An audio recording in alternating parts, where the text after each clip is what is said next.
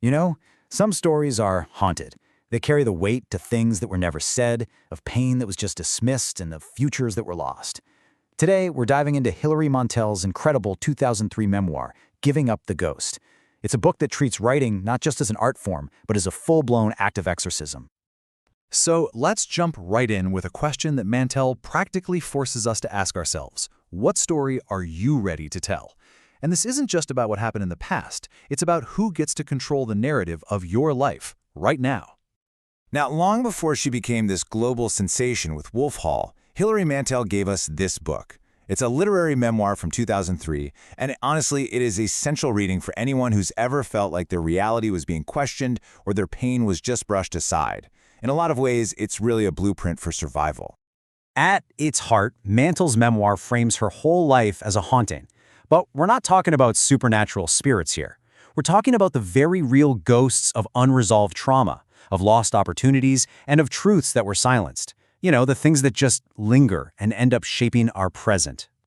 Her solution is what she calls writing as exorcism.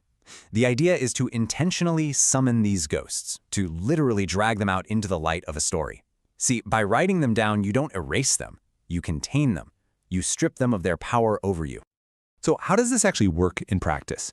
Well, let's take a look at the specific ghosts that Mantel chose to confront. We're going to explore 5 key quotes that really show how she reclaims her story, one painful piece at a time. The very first ghost she deals with is the trauma from her childhood home. Right away, she establishes that to truly move on, you can't just physically leave a place. You have to turn around, confront, and name the memories that are tied to it. And this act of naming is so crucial. When you name a trauma, you stop it from being this vague, monstrous feeling in the dark. You turn it into a specific story. And a story is something you can manage. It's something you can eventually move past. The next ghost is the deep instability of her family life. I mean, this single sentence just captures such a profound childhood wound. That lesson that safety and belonging are conditional, that they can be snatched away from you at any moment. And the deeper meaning here, wow, it's huge. Learning that lesson so early can create a lifetime of anxiety, a constant need for somebody else's approval. Mantel's work seems to suggest that the only real antidote is to stop searching for a home outside of yourself and to start building one within. Okay, this is maybe the most powerful ghost in the whole memoir. For years, Mantel was suffering from this debilitating endometriosis, but her doctors just dismissed her pain as being all in her head. Their disbelief didn't just hurt her, it became its own kind of trauma, a ghost in its own right. And this matters so much, because when an authority figure tells you your reality is wrong, you can actually start to believe them. Their dismissal becomes part of the illness. So the takeaway here is incredibly practical. You have to become your own fiercest advocate. Document everything. Trust your body. And here it is. This is the turning point. Mantel reveals her ultimate weapon. Suddenly, writing isn't passive anymore. It's this active, almost magical act. Each sentence is a spell, a tool she uses to regain control over the memories that once controlled her. This is how she completely turns the tables. The pain, the dismissal, the trauma, all of it just becomes raw material. She's no longer just a victim of her story, she is its author. And the takeaway for us is so clear.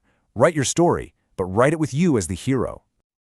Finally, Mantel acknowledges that loss is never just one thing. It's the child she couldn't have, the health she lost, the person she used to be. It's a chorus of ghosts, all singing at once. But look at that final clause. That is a defiant refusal to be silenced. The key insight here is that by acknowledging the full chorus of loss, you actually diminish its unconscious power.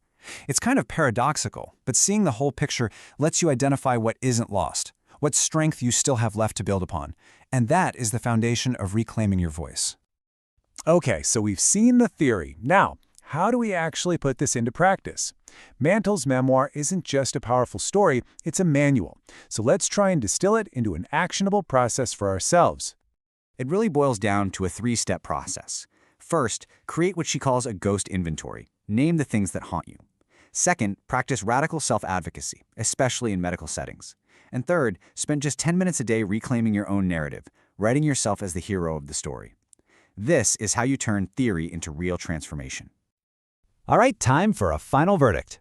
Every book has its strengths and its limitations, and it's always important to look at a memoir like this with a critical eye so we can understand its true value.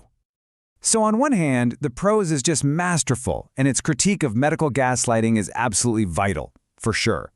On the other hand, the nonlinear structure can be a little challenging to follow, and because it's so literary, it's not exactly a simple step-by-step self-help guide. So, taking all of that into account, our final grade for Giving Up the Ghost is a 7.9 out of 10. It is a powerful, deeply important work that just lands a little shy of a higher score, mainly due to its accessibility. As you can see, the book scores exceptionally high on content quality and writing clarity. That slightly lower score on practical application just reflects that its lessons, while profound, do require a bit of work from you, the reader, to really implement them. If this explainer sparked your interest, I highly recommend two other books. Audre Lorde's The Cancer Journals is another fierce, incredible account of turning medical trauma into powerful social critique. And for a doctor's perspective, check out Arthur Kleinman's The Illness Narratives. It explores why stories are so crucial to healing. And that brings us right back to our opening question, but with a new challenge attached. What voices, whether they're internal or external, have been silencing you? And after seeing Mantel's powerful example, what story are you now finally ready to write? If you found this deep dive valuable, make sure to hit that follow and subscribe button for more explainers where we break down complex books and big ideas. Thanks so much for watching.